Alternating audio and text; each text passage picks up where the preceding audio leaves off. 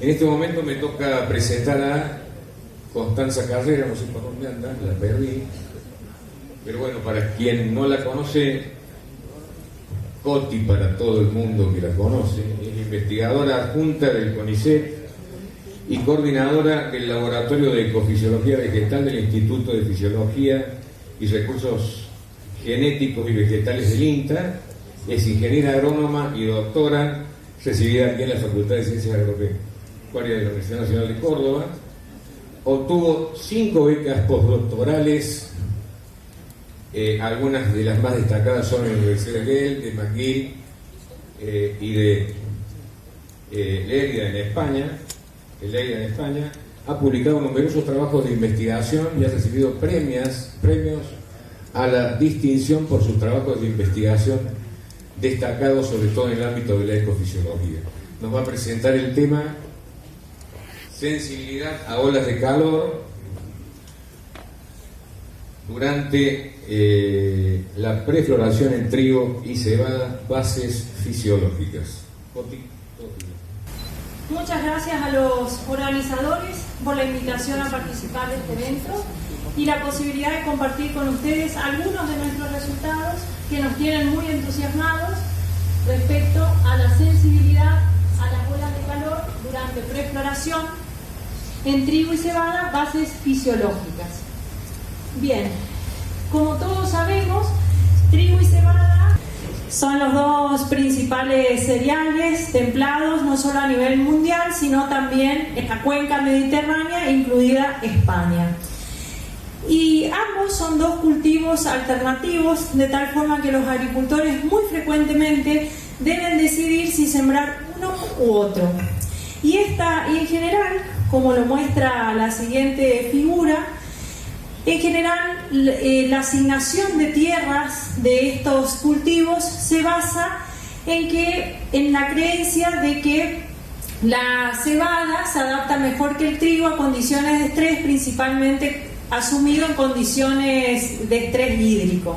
Porque fíjense, como lo muestra la siguiente figura, donde aquí los sistemas de cebada ganadería dominan por debajo de los 250 milímetros anuales para la región de Huana, y fíjense que en la medida que incrementan las precipitaciones, la cebada tiende a ser reemplazada por el trigo.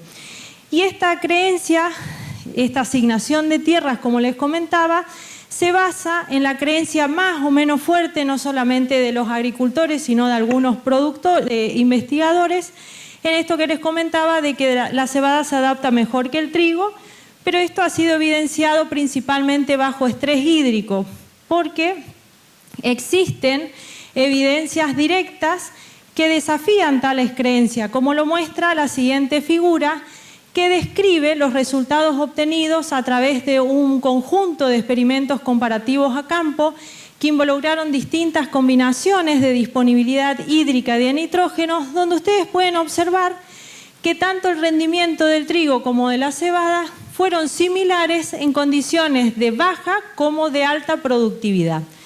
Pero según nuestro conocimiento, no se han todavía realizado estudios que comparen la sensibilidad del trigo y la cebada a las olas de calor, considerando también la variabilidad intraespecífica dentro de cada cultivo. Bien, por otro lado, el mundo está experimentando calentamiento. Esto no representa ninguna novedad, pero contribuye sustancialmente al incremento de la frecuencia y duración de las olas de calor, como lo demuestran numerosos trabajos. Y mucho de lo que conocemos hasta la fecha de los efectos de las altas temperaturas ha sido generada en experimentos que tienen un control y un tratamiento de temperaturas altas, donde las temperaturas altas son bastante más altas durante todo el tiempo, que puede involucrar todo el llenado de granos, todo el periodo preantesis, incluso todo el ciclo del cultivo, que crece en cámaras expuesto a condiciones de temperatura más o menos constantes. Sin embargo, a campo, lo que ocurren son las olas de calor con mucho más frecuencia que las temperaturas altas crónicas. Las olas de calor definidas como periodos cortos de días consecutivos en los que las condiciones son excesivamente más calurosas de lo normal. Es decir, las olas de calor son muchos grados, pocas horas, pocos días, ¿sí? Y lo interesante de esto es que aun cuando estos breves periodos de muy altas temperaturas no logran cambiar sustancialmente la temperatura media diaria, durante el periodo de calentamiento, como lo vamos a ver posteriormente, pueden tener un efecto perjudicial superior sobre el rendimiento comparado con las temperaturas altas crónicas. Por ello, hacer una distinción es relevante en términos de la extrapolación del conocimiento.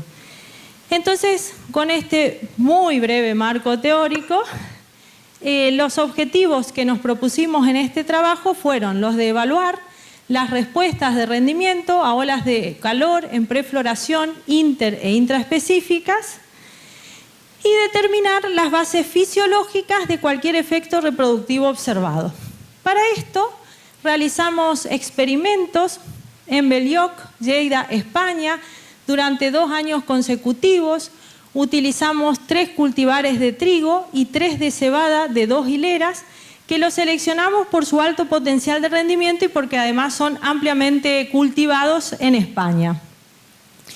Luego evaluamos 2 niveles térmicos, parcelas sin calentar y parcelas calentadas durante un periodo corto. Para ello utilizamos estas carpas portátiles cubiertas con polietileno transparente, abiertas a la base y que estaban emplazadas en toda la parcela experimental. Entonces, ¿cuándo impusimos los tratamientos de calor? Inmediatamente antes de la floración, durante preantesis, cuando la mayoría de las flores de la espiga estaban en el estadio de desarrollo floral W7, siguiendo la escala propuesta por Waddington y colaboradores. Para esto, 2 veces por semana, diseccionamos, ¿desde qué momento? Desde la iniciación de la espiguilla terminal en trigo, que tiene una espiga de crecimiento determinado, y desde el momento de iniciación de las aristas de las espiguillas basales en cebada, que tiene crecimiento indeterminado, diseccionamos la espiga de una planta, del tallo principal de una planta por parcela, para determinar el score floral de cada una de las flores de espiguillas determinadas dentro de la espiga de trigo y dentro de la espiga de cebada. Bien, en términos de la temperatura ambiental explorada por ambos cultivos, lo que ustedes están observando a continuación son gráficos que nos muestran la evolución de la temperatura diaria ambiental media, máxima y mínima durante el periodo de preantesis y hasta cosecha para ambos experimentos. Las barras rojas representan la duración del tratamiento de calentamiento, barras cerradas para trigo, barras abiertas para cebada. Y un detalle importante es que a pesar de que sembramos el mismo día todos los genotipos de los 2 cultivos, hubo una diferencia ligera en fenología y eso implicó que el mismo tratamiento de calentamiento implicó temperaturas máximas ligeramente más altas para los trigos relativamente tardíos comparado con las cebadas relativamente tempranas. Y esto es porque en la medida que avanzó el periodo preantesis, las temperaturas ambientales naturalmente van en incremento, ¿sí? Respecto al promedio de la temperatura media del aire durante las olas de calor, estas superaron en 4 grados centígrados la del control para los 2 cultivos en el experimento 1 y en 2 grados centígrados la del control para los 2 cultivos en el experimento 2. Respecto al promedio de la temperatura máxima del aire durante las olas de calor, estas superaron en 8 grados centígrados la del control para cebada, en 7 la del control para el trigo en el experimento 1 y en 7 y 5 grados centígrados la del control para los cultivos, los 2 cultivos en el experimento 2, con mínimos cambios, fíjense, en la temperatura mínima. Los efectos de las olas de calor fueron de mayor magnitud en el experimento 1 que en el experimento 2, y también el background térmico explorado en el experimento 1 post-antesis fue mayor que en el experimento 2. Entonces, ahora, moviéndonos hacia resultados, las olas de calor produjeron reducción del rendimiento, pero estas reducciones variaron entre cultivos y entre experimentos, como ustedes están observando en las siguientes figuras. Fíjense que en el experimento 1, en promedio, a través de los cultivares de cada cultivo, las reducciones de rendimiento fueron de mayor magnitud en trigo, que son las barras cerradas, comparado con las cebadas, que son las barras abiertas. Pero esto principalmente estuvo traccionado por un genotipo de trigo, clima extremadamente sensible, y un genotipo muy poco sensible de cebada, que fue Pewter. Porque si nos fijamos en los otros dos cultivares de cada cultivo, las reducciones fueron similares. En el año 2, las reducciones de rendimiento fueron similares entre los cultivos. Y como les comentaba anteriormente, la carga térmica fue mayor en el experimento 1 comparado con el experimento 2, y esto ayuda a explicar por qué la magnitud de caída de rendimiento fue mayor en el experimento 1 que en el experimento 2. Cuando analizamos la biomasa, encontramos que las caídas fueron de menor magnitud que las observadas para rendimiento y que fueron similares entre cultivos y experimentos. Entonces, como era de esperarse, las caídas de rendimiento debido a las olas de calor se asociaron fuertemente con la reducción del número de granos por unidad de superficie en ambos experimentos. Esta caída en el número de granos por unidad de superficie no fue explicada por el número de espigas por metro cuadrado en ninguno de los dos experimentos, pero sí fue explicada por el número de espigas en los dos experimentos, y las relaciones fueron más robustas en el experimento 1 que en el experimento 2. Cuando analizamos la sensibilidad al calor, que es la diferencia entre el control y el calentado, en lo que se refiere al número de flores fértiles por unidad de superficie, para esto contamos en antesis todas las flores de hijuelos y tallo principal. Fíjense que encontramos en el experimento 1 que las reducciones ocasionadas por las olas de calor en el número de flores fértiles por metro cuadrado fueron similares a través de todos los genotipos de ambos cultivos y fueron del orden del 19% comparado con el control. Similares tendencias observamos en el experimento 2, las reducciones fueron del orden del 12% comparado con el control, y las olas de calor también afectaron el número de granos por unidad de superficie en una magnitud superior comparado con lo que observábamos para número de flores por metro cuadrado. También analizamos la dinámica del desarrollo de primordios florales en función del tiempo térmico desde la siembra, para determinar no solamente el inicio, sino también la duración del desarrollo de estos primordios florales, que es justamente la figura que ustedes están observando a continuación, donde fíjense cómo se ve claramente la generación y luego la supervivencia o muerte de las flores vivas en cada una de las espiguillas, que se caracterizó por un incremento gradual debido a la iniciación de los primordios florales hasta alcanzar un recuento máximo de estos primordios florales en cada una de las espiguillas. Fíjense que luego de este pico máximo, una porción de estos primordios florales degeneró, murió, y eso afectó negativamente el recuento de los primordios florales supervivientes y determinó, y otra porción de los primordios continuó su desarrollo normal, determinando el número de flores fértiles por espiga en antesis, que en última instancia después determina el número de granos que uno encuentra por espiguilla, por espiga en madurez fisiológica. Entonces, ¿qué observamos? Como la tendencia observada fue similar en ambos experimentos, voy a mostrar resultados de un solo año.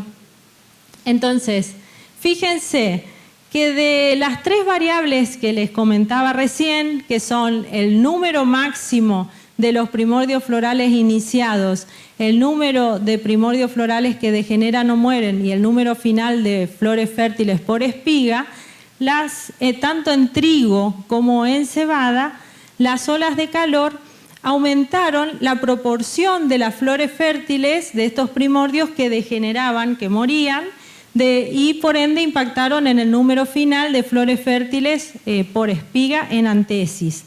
Pero aun cuando en algunos cultivares de ambos cultivos no hubo un efecto aparente, fíjense las curvas van pegadas, de las olas de calor en este número de flores fértiles por espiga en antesis, en todos los casos observamos una disminución significativa del número de granos por espiga en madurez fisiológica, lo que luego impactó negativamente generó disminuciones significativas del número de grano por unidad de superficie por el efecto en el cuajado de granos.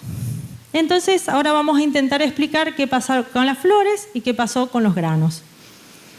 Con respecto a las posibles causas de la disminución del número de flores fértiles por espiguilla en antesis, los efectos indirectos jugaron un rol preponderante en ambos cultivos. Y es lo que estamos viendo en esta figura, donde fíjense, encontramos una relación muy robusta, muy fuerte, entre el número de flores fértiles por espiga y el peso seco de espiga en antesis. Y esta relación fue tan fuerte que funcionó a través de las distintas escalas de análisis que involucró nuestro trabajo, que fue desde la unidad de superficie hasta el análisis de la espiga única. Evidentemente que la disminución del tamaño de la espiga, debido a una disminución de la acumulación de la materia seca en ambos cultivos alrededor de antesis, implicó una disminución de los asimilados disponibles durante ese periodo crítico para la determinación del número de granos, imponiendo una fuerte restricción de fuente, y esto posiblemente explica el aumento de la labilidad de las flores fértiles para poder producir los granos, condicionando posiblemente el tamaño de ovario, aunque esto que resta por ser dilucidado. Tenemos todas las fotos, hay que determinar el tamaño de ovario, pero eso podría ser un próximo trabajo. Y volviendo al número de granos, bien, habíamos mencionado que las olas de calor provocaron una reducción significativa del número de granos por espiguilla en madurez fisiológica, que eso lo veíamos en estas curvas al final, en la madurez fisiológica, que luego dijimos que disminuía el número de granos por unidad de superficie debido al efecto en el cuajado de granos. Entonces, a través de la presentación, presentamos evidencias de que las olas de calor no afectaron la supervivencia de las espigas, pero afectaron ligeramente la fertilidad de las espiguillas a través de los efectos indirectos mediados por el crecimiento de las espigas. Por lo tanto, la disminución del número de granos por unidad de superficie podría estar relacionada a un aumento de la labilidad de las flores fértiles para formar granos, posiblemente debido al ampliamente documentado efecto negativo de las olas de calor en el polen, la viabilidad de los óvulos y o el tamaño del ovario, a través de los efectos directos, tal vez generando que las flores sean abortivas, tal vez generando que las flores sean fértiles. Esto resta por ser dilucidado. Y aquí algunas fotos de cómo se veían las flores calentadas y las flores en el control en posiciones específicas dentro de la espiguilla, dentro de la espiga de trigo y también de la espiga de cebada. Bien, entonces A través de la presentación también pudimos presentar evidencias de que la reducción del rendimiento en trigo fue mayor que en la cebada. Pero como la floración en cebada fue más temprana que en trigo, el background térmico, o sea, la temperatura máxima promedio, durante esos 10 días después de la antesis, al inicio del llenado de granos, donde todavía está ocurriendo la fase LAC, ahí, en ese momento, el trigo presentó 4 grados superior de temperatura en ambos ambientes, en ambos experimentos, en un momento donde el aborto de granos cuajados puede producirse en comparación con la cebada fenológicamente más avanzada. Entonces, considerando que los dos cultivos exploraron distintos niveles de estrés térmico, realizamos una normalización para poder hacer una comparación más justa de todo esto de los dos cultivos. Realizamos una normalización de la pérdida de rendimiento por unidad de carga térmica, que es el gráfico que ustedes están observando a continuación. Esta pérdida de rendimiento por carga térmica la estimamos como la diferencia del rendimiento entre el control y el calentado relativo al aumento de grados de la temperatura media del aire por cada combinación de cultivo y experimento. Y encontramos que la pérdida de rendimiento por unidad de carga térmica fue mayor en trigo, que son las cajas rojas, comparado con las cebadas, que son las cajas abiertas. Pero de forma muy interesante, cuando analizamos la relación entre la magnitud de la pérdida de rendimiento y el rendimiento del control, esta relación mostró, por un lado, que los trigos se ubicaron siempre en el vértice superior derecho, indicando un mayor rendimiento potencial comparado con las cebadas, y también pudimos observar que la diferente sensibilidad a las olas de calor de los cultivares de trigo, que son los símbolos cerrados, comparados con las cebadas, que son los símbolos abiertos, estuvo traccionada por un genotipo de trigo y uno de cebada más y menos sensibles, que además difirieron entre los experimentos. Bien, entonces, a partir de todos estos resultados, aunque bajo nuestras condiciones experimentales la cebada fue menos sensible a las olas de calor durante la preantesis, no existen evidencias en nuestro trabajo que sugieran que el trigo sea constitutivamente más sensible a las olas de calor que la cebada. Todos estos resultados se encuentran contenidos en estos 2 manuscritos, y además hay más resultados que no hice tiempo de mostrar, que próximamente estamos por sumitir. Contarles que me siento profundamente agradecida de haber tenido la posibilidad de trabajar junto a 2 gigantes, tanto humana como académicamente, como lo son Roxana y Gustavo Slaffer. Y antes de agradecerles por la atención, voy a pasar un mensaje parroquial. Contarles con mucha alegría que estamos lanzando nuestra otra edición del curso de mediciones de ecofisiología de cultivos, técnicas, principios y aplicaciones. Esto va a estar ocurriendo en esta escuela de posgrado la última semana de octubre. Atentos alumnos de posgrado y de grado que quieran tomarlo. Y ahora sí, gracias por la atención.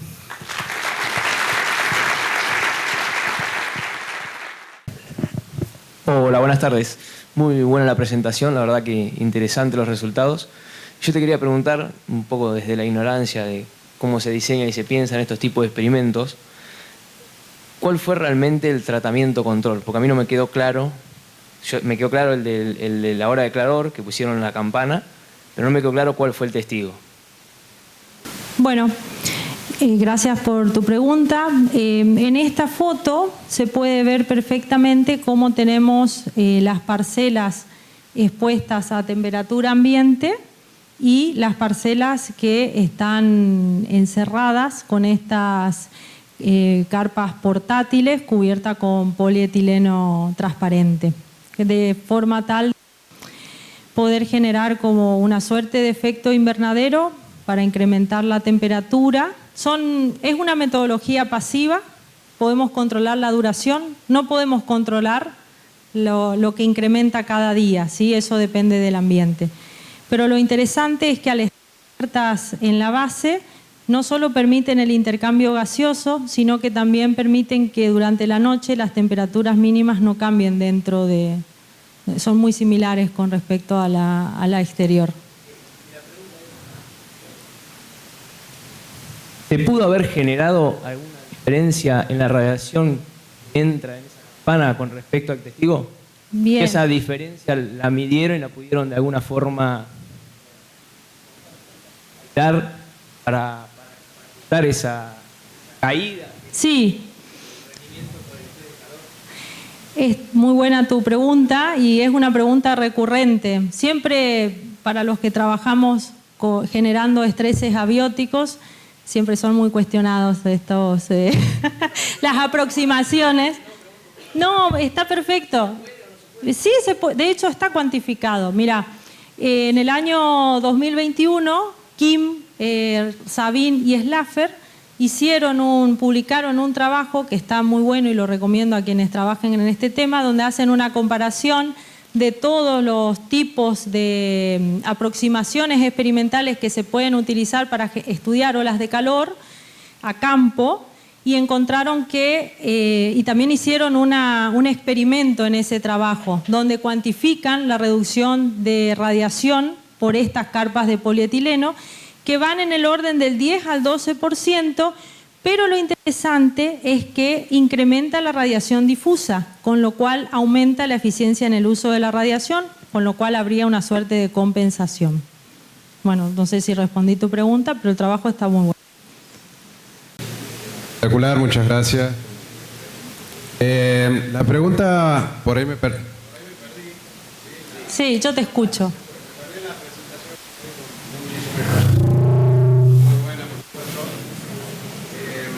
Ahí cuando mostrabas los rendimientos de control y las caídas de rendimiento, Sí. parecía ver que cuanto mayor el rendimiento de control, digamos, mayor caída. O sea, ahí tuviste alguna, ¿no? Con la de gasto que tenía... Al último. Sí, aparentemente los trigos con mayor rendimiento potencial fueron los más penalizados. De todas formas, lo analizamos mucho, incluso hasta este fin de semana que pasó, y está re buena tu pregunta, porque lo que nosotros vemos es que este rendimiento, este mayor rendimiento potencial, y acá voy a hacer un sincericidio, está muy traccionado por dos genotipos. Uno que es en este año particular fue Fortunato, y este genotipo de cebada que rindió muy poco potencialmente, estamos viendo este eje, ¿sí? Meseta. Pero fíjate que cuando nos vamos al experimento 2, esto se pierde. Y estos genotipos que están aquí, si bien los trigos, la tendencia en promedio a través de los tres genotipos da que están ubicados ahí arriba y rinden más. Pero cuando uno hace un zoom a qué está pasando en esta nube de datos, la verdad es que no hay diferencias significativas. Por eso es un mensaje moderado, bueno, y que además tuvo una complejidad, un nivel de complejidad mayor, porque lo que observamos cada año fue diferente. Entonces, estas variaciones intraespecíficas parecen responder al background térmico que exploraron, ¿sí? Los genotipos. No sé si logré responder tu pregunta, pero seguimos discutiendo sobre eso. Gustavo quería preguntar algo. Una pregunta de burro. El número de flores, Sí. espiga, o vos hablabas de espiguilla y después mostrabas espiga. Sí.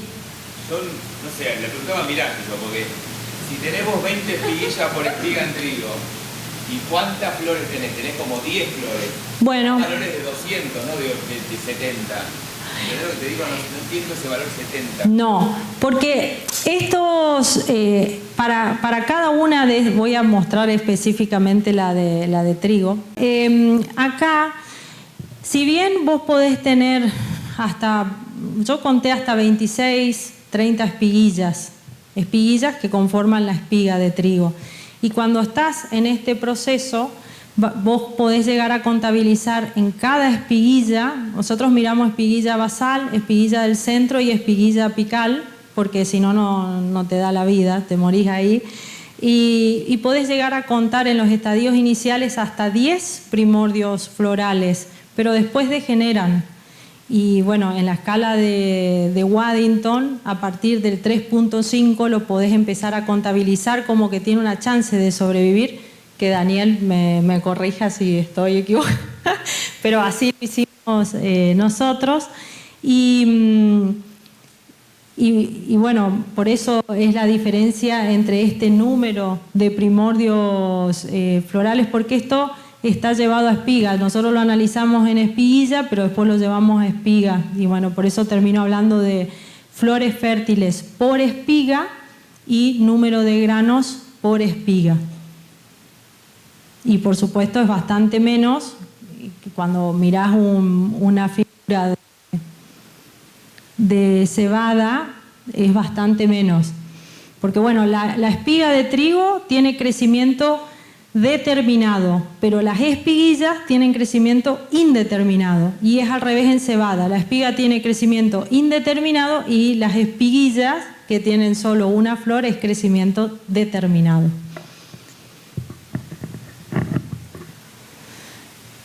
Facundo.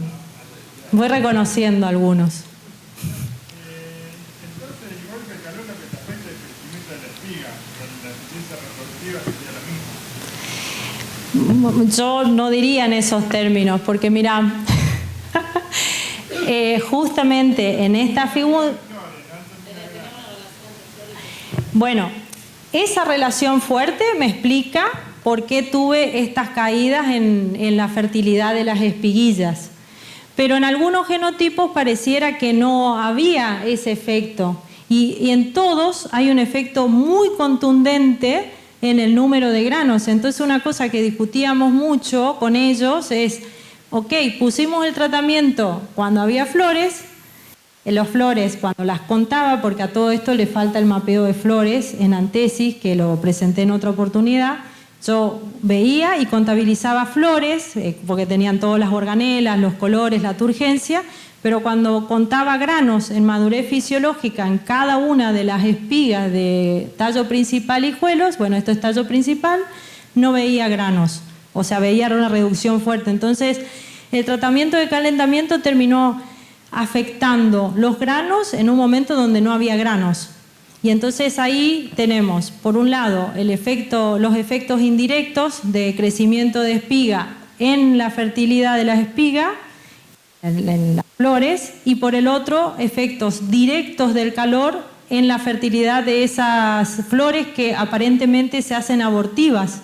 Tal vez uno en la lupa la ve como una flor normal, la cuenta como una flor normal, pero tiene un tamaño de ovario tal vez comprometido que permite que impide que ese grano crezca normalmente. O sea, tendríamos esos dos efectos. Eso no lo descartamos, no tenemos evidencias, no lo medimos, pero no podemos no considerar que pudo haberse afectado la viabilidad del polen, incluso de los óvulos, incluso el diálogo que se produce, la interacción entre el polen y el pistilo, que eso, bueno, tenemos trabajos hechos en frutilla mostrando que ese diálogo se interrumpe. Y no lo podemos descartar, pero no es algo que haya podido medirlo. Más allá de todo eso, ¿es lo mismo, igual que siempre se cae de la misma manera entre todos los genotipos o hay diferencias? Bueno, las caídas del número de granos es... ¿Cómo? Sí. Sí. Gracias, Gustavo. Ya estamos entre casa. Sí. Una pregunta. A mí me sorprenden los rangos térmicos. Es por ignorancia, pero me da la sensación que ni la variación en la media ni la variación en la máxima se produce en el rango donde uno a priori pensaría que el incremento de la media puede reducir el crecimiento o el incremento de la máxima puede generar un daño. Es pregunta, ¿no? Son 8 grados de incremento en la máxima, ¿eh? Claro, vos estás mirando esto. Sí, las medias suben de 15 a 18, ponele. Claro. Y las máximas suben de 21 a 27, 28. Sí. Ni las máximas son valores que uno tiene en la cabeza como de daño, 32, ni las medias son valores que uno pensaría que te reducen la eficiencia, que serían 18. O sea, por eso me llama Pero acá, como bajo. claro, pero acá muchas gracias por tu pregunta, y acá es algo muy importante, es que estos no son los valores absolutos, son medias de 10 días de tratamiento, porque tuvimos temperaturas por encima de los 30 grados. Esto no es máxima absoluta, estas son máximas promedio de los 10 días, por eso dice acá promedio de la temperatura media, máxima y mínima durante las olas de calor que duraron 10 días. Y ahí sí... Las medias, no importa que sean las medias, pero las máximas tendrán razón. Sí, Algunos días de alta. es que las olas de calor, era la parte que explicaba en la introducción, que lo que hacen es no modifican tanto la media durante el periodo de calentamiento, pero trabajan mucho sobre la máxima. Y la carga térmica de esto, no lo dije por una cuestión de tiempo, pero ya que estamos hablando y te agradezco la oportunidad, el primer año tuvimos una carga térmica de 900 grados y el segundo año un pelín menor, 750.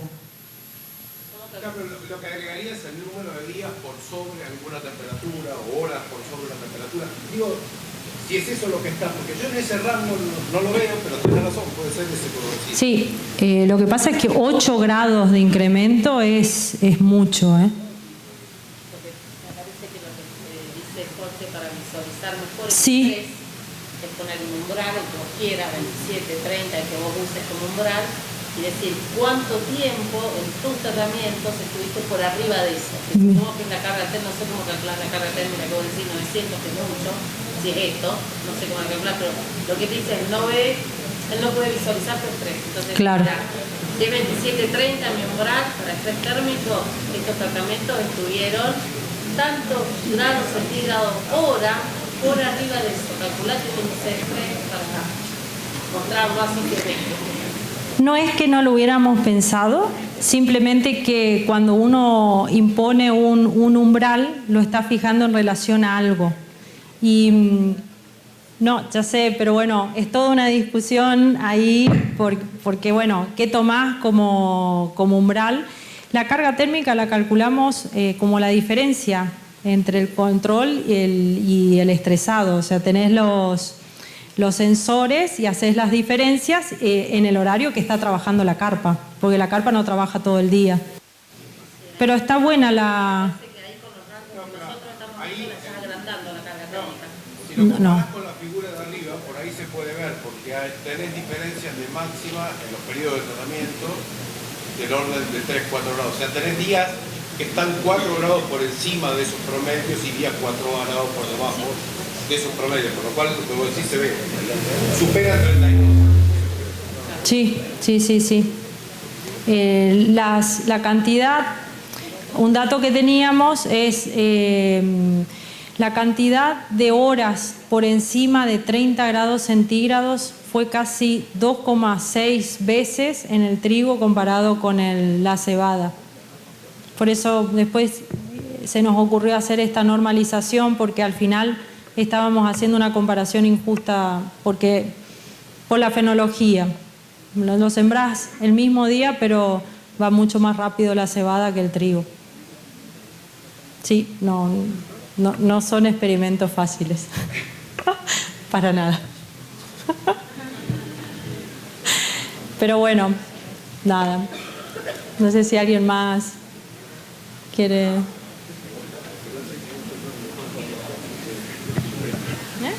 ¿Más preguntas?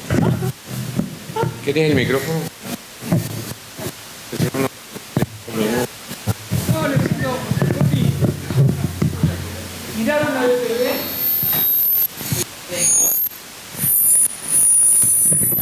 ¿Qué pasa? Ah, soy yo. No, ponete más. ¿Algo más? Juan Martín Enrico Inta Oliveros se está preguntando sobre sobre DPB. Y bueno, también es una de las preguntas junto con lo de la radiación, que es bastante recurrente. Juan, siempre que manipulemos la temperatura en ambientes cerrados, vamos a generar un cambio de DPB, porque el DPB depende de la temperatura. En estas carpas, como nosotros regamos estos experimentos, esta aproximación está validada bajo riego. Porque aún cuando, tal vez lo que vos estás pensando, yo lo voy a traducir si me equivoco para el resto de la audiencia, si me equivoco me decís, lo que Juan creo que está pensando es, si aumenta la humedad relativa, porque está cerrada la carpa, entonces tenemos una disminución del DPB, tal vez la temperatura de esas hojas tenga esté exacerbando el estrés térmico. Pero para la tranquilidad de Juan, o tengo que irme hasta el final, tengan paciencia, traje una slide más. Medimos, porque el segundo experimento recibimos la visita de Tony Fisher, que fue como wow. Y él, cuando le comenté de estos experimentos, me dijo: tenés que ir a medir urgente la temperatura del canopeo. No es que no se nos hubieran ocurrido, estos experimentos estaban bastante lejos y para medir, hacer la curva hay que instalarse todo el día en el campo, pero bueno, fuimos, nos instalamos y medimos la temperatura del canopeo. A ver si llego. Aquí está. Entonces, lo que encontramos, en azul siempre van a ver la temperatura ambiental, y aquí tienen el control. Acá están, así a grosso modo, acá están los trigos, acá están las cebadas, ¿sí? Para el segundo año de experimento.